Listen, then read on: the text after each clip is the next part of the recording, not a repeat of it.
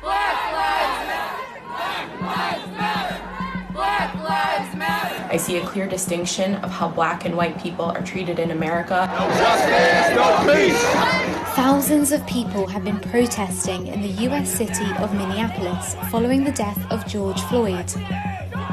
On May 27th, police there say they responded to a call about a customer attempting to use a counterfeit $20 bill. A 10-minute video was filmed of George Floyd, a 46-year-old man groaning, "I can't breathe," as a white policeman knelt on his neck.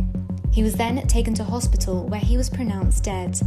4 police officers have since been fired. The former officer filmed holding George Floyd down has been charged with murder.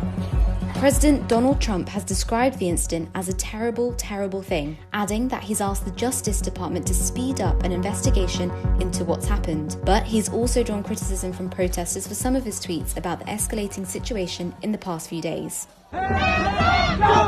Protests turned violent in Minneapolis as many sought to express their anger in what they see as the latest act of police brutality against African Americans. Kyla Burgess has been protesting.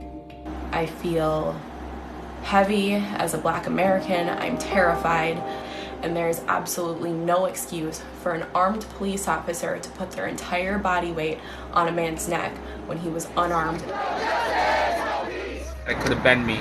It makes me feel like the system has failed me for 300 plus years, and what do I have to do to make a change? As a biracial, light-skinned woman in this country, I do not understand what it feels like to wake up in the morning and fear for my life based on the color of my skin. And that's my privilege. And I'm very aware of it now more than ever. George Floyd's death is a reminder of other African Americans who have died. Khalil Gibran Muhammad is a professor at Harvard University, specializing in race and public policy. The refrain of "I can't breathe" brings to mind the death of Eric Garner, also killed by police officers in the city of New York in the summer of 2014 for allegedly selling Lucy cigarettes.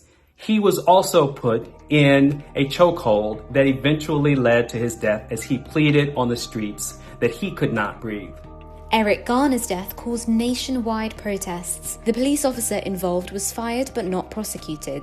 More recently, Ahmaud Arbery was shot and killed by a father and son who are white while jogging in Georgia. They and one other man have been arrested. For more than 2 months, police did not charge them until the shooting gained widespread attention in the national media and provoked outrage. 26-year-old Breonna Taylor was allegedly shot and killed by police at her apartment in the US state of Kentucky after they raided the wrong address. The FBI is investigating. So why does this keep happening?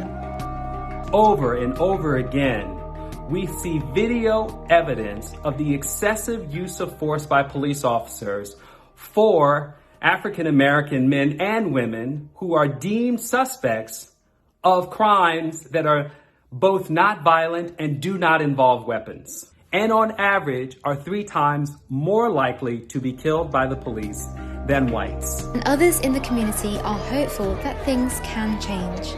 I am seeing white Americans ask questions and want to be a part of change. And so I really hope that we can rally together, because Big Floyd should be here, but he's not. And that's wrong.